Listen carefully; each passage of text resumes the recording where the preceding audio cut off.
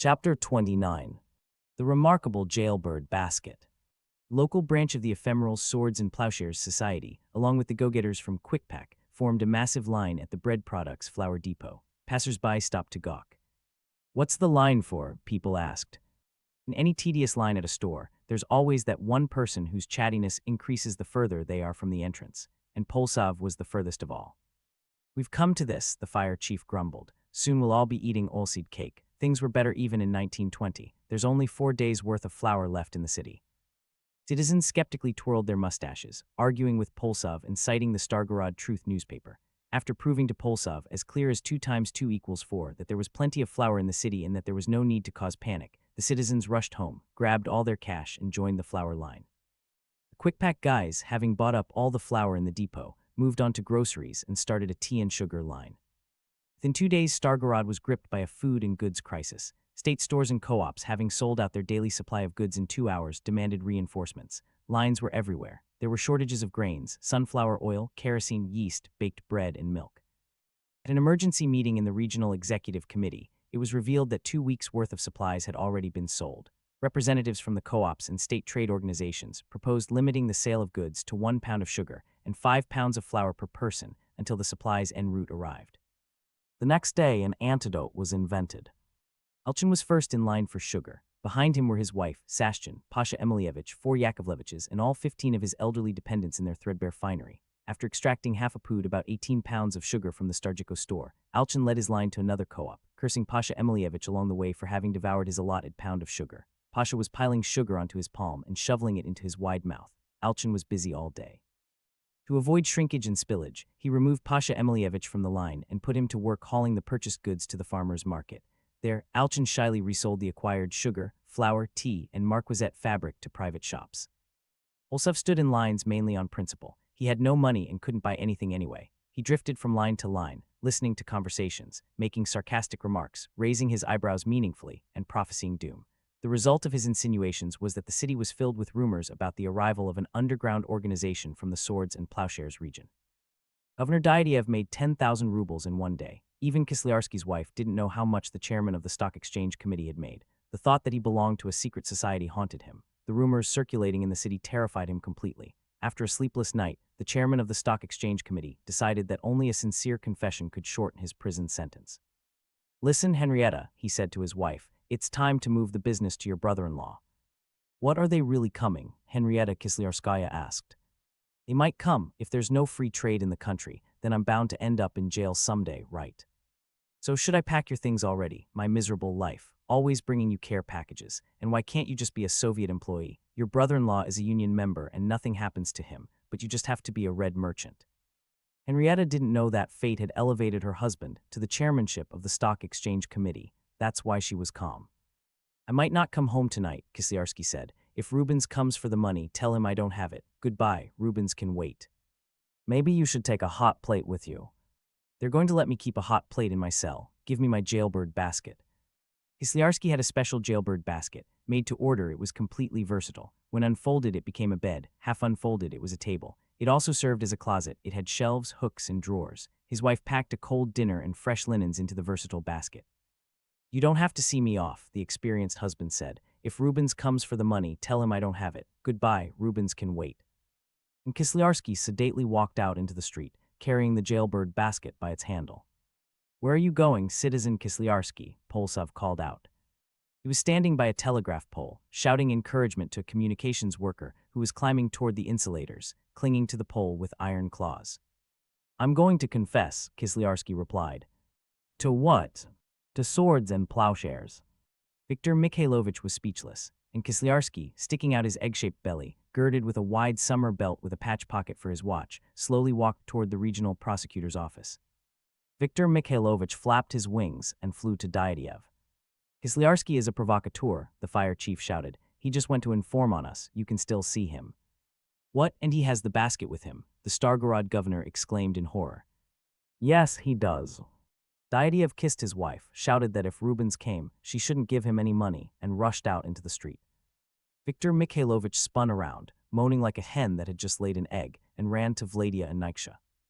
Meanwhile, Citizen Kisliarsky was slowly strolling toward the regional prosecutor's office. On the way, he met Rubens and spoke with him for a long time. "And what about the money?" Rubens asked. "You'll get the money from my wife." "And why are you carrying a basket?" Rubens asked suspiciously. "I'm going to the bathhouse." "Well, I wish you a good steam." And Kisliarsky went into the SSBO confectionery shop, formerly Bonbon de Varsovie, drank a cup of coffee and ate a puff pastry. It was time to confess. The chairman of the Stock Exchange Committee entered the waiting room of the regional prosecutor's office. It was empty. Kisliarsky approached the door with the sign Regional Prosecutor and politely knocked. "Come in," replied the prosecutor's voice, which Kisliarsky knew well. Kisliarsky entered and stopped in amazement. His egg-shaped belly immediately deflated and shriveled like a date. What he saw was completely unexpected. The desk at which the prosecutor sat was surrounded by members of the mighty Swords and Plowshares organization.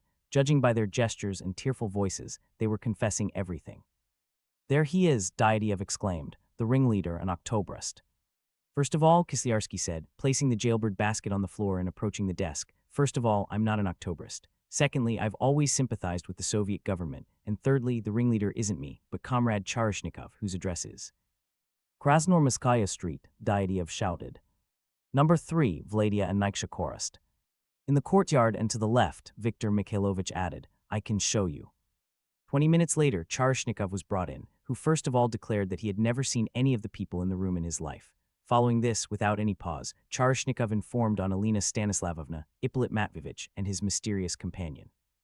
Only in his cell, having changed his linens and stretched out on the jailbird basket, did the chairman of the Stock Exchange Committee feel light and calm. Investigation into the empty, as it turned out, Swords and Plowshares organization was underway. The prosecutor considered the fugitive Vorobyaninov, who undoubtedly had connections with the Parisian émigrés, to be the only important figure.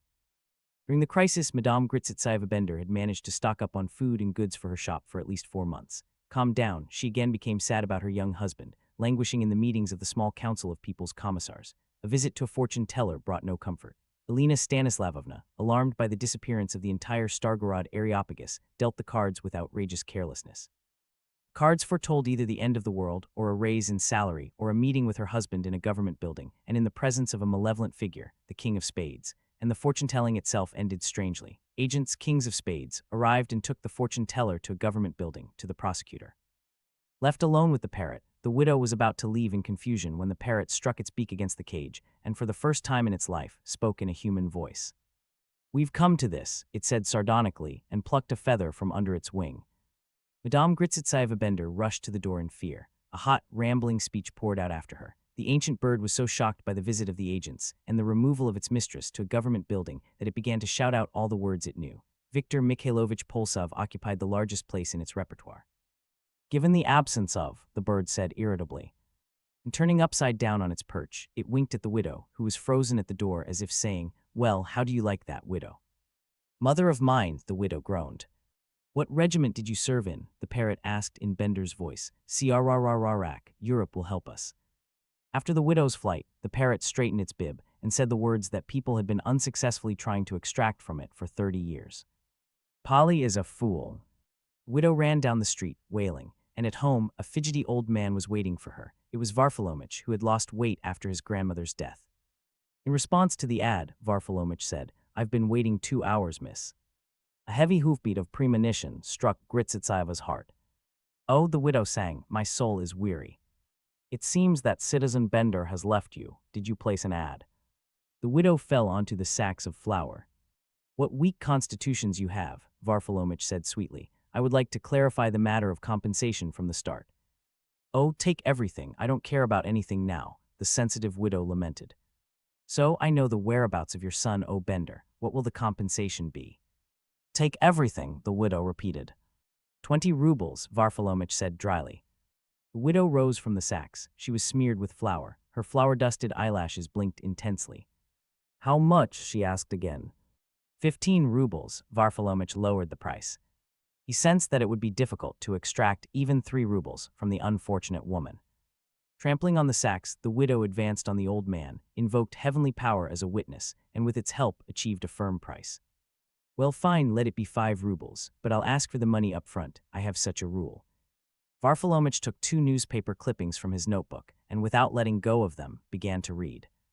"Your please look in order, you wrote so. I implore. Comrade Bender has left home. green suit, yellow shoes, blue vest. That's right, isn't it? This is the Stargorod truth so, and here's what they write about your son in the capital newspapers. Here, hit by a horse, but don't grieve, Madame Ouch, listen further. Hit by a horse. Yes, he's alive, I tell you alive. Otherwise, would I be taking money for a dead man? So, hit by a horse. Yesterday in Sverdlov Square, citizen O. Bender was hit by a horse from cab driver number 8974. The victim escaped with a slight fright, so I'll provide you with these documents, and you give me the money up front. I have such a rule. Widow tearfully handed over the money. Her husband, her dear husband in yellow shoes, was lying on the distant Moscow soil, and a fire-breathing cab horse was kicking its hoof into his blue-worsted chest. Varfolomich's sensitive soul was satisfied with a decent reward. He left, explaining to the widow that additional traces of her husband would undoubtedly be found in the editorial office of the Machine Tool newspaper, where, of course, everything in the world was known.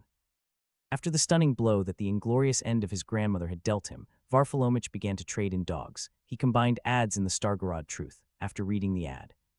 Lost German pointer, brown markings, chest, paws, gray collar, prosecution for concealment, dust, cooperative 17-2. And next to it, a disguised ad. Which found unknown breed, dark yellow, after 3 days considered mine, paralit per 6. Varfolomich went around to the advertisers, and after making sure that it was the same bitch, informed the owner of the whereabouts of the missing dog even before the expiration of the 3-day period. This brought irregular and unreliable income, but after the collapse of grandiose plans, even a small string could come in handy. A letter from Father Fyodor, written by him in Rostov, in the Milky Way water heater, to his wife in the district town of N. My dear Katia, new disappointment has befallen me, but more on that later. I received the money in a timely manner, for which I thank you heartily. Upon arriving in Rostov, I immediately ran to the address. Novorosment is a very large institution, and no one their new engineer Bruns. I was already quite desperate, but someone gave me a hint. Go, they say, to the personnel department, let them look in the lists. I went to the personnel department, I asked. Yes, they told me we had such a person, he performed responsible work, but they say he left us last year. He was lured to Baku to work for Asneft in the field of safety engineering. Well, my dear, my journey is not as short as we thought. You write that the money is running out. Nothing can be done, Katerina Alexandrovna. The end is not long in coming. Arm yourself with patience and praying to God, sell my diagonal student uniform, and even greater expenses will have to be borne. Be prepared for anything. The cost of living in Rostov is terrible. I paid 2 rubles 25 kopecks for a room in a hotel. There will be enough money to get to Baku. From there, if successful, I will telegraph. The weather here is hot. I carry my coat on my arm. I'm afraid to leave it in the room. They'll steal it in a heartbeat. The people here are troublesome. I don't like the city of Rostov. In terms of population and geographical location, it is significantly inferior to Kharkov. But it doesn't matter, mother. God willing, we will go to Moscow together. Then you will see a completely Western European city, and then we will live in Samara, near our own factory. Has Vorobyaninov returned? Where is he prowling now? Is Evstaniv still eating at our expense? How is my cassock after cleaning? Maintain confidence in all acquaintances that I am in Voronezh at the bedside of my aunt. Write the same to Gulenka. Ah, I almost forgot to tell you about the terrible incident that happened to me today. Admiring the quiet dawn, I stood by the bridge and dreamed of our future prosperity. Then a wind rose and carried away your brother, the baker's cap, into the river. That was the last I saw of it. I had to incur a new expense, to buy an English cap for 2 rubles 30 kopecks. Don't tell your brother, the baker, anything about what happened. Convince him that I am in Voronezh. Things are bad with the laundry. I wash in the evening, and if it doesn't dry, I put it on damp in the morning. In the current heat, it's even pleasant. I kiss and embrace you. Your forever husband, Fedya. Let me know if you need any other translations or adjustments.